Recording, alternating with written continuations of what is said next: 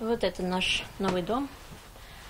Все практически готово. Осталось только расшириться и вернуть своих детей. В феврале Лиру Кошелеву отстранили от их воспитания. Одна из причин – это маленькая жилплощадь дома, в которой семья только переехала из другого села. Так как я там продала по меньшей сумме дом, и соответствующий я купила здесь уже не такой большой домик, но в дальнейшем я намереваюсь сделать здесь большой пристрой и сделать каждому ребенку по комнате.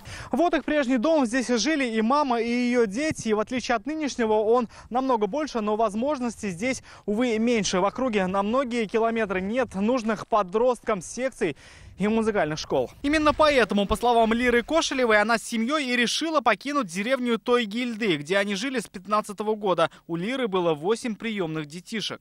Для нас это было странно, что ей детей давали, потому что она не полная семья.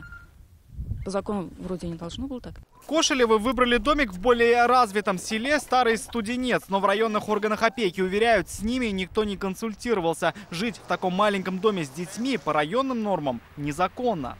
Учетная норма жилого помещения на каждого человека действительно составляет 18 квадратных метров.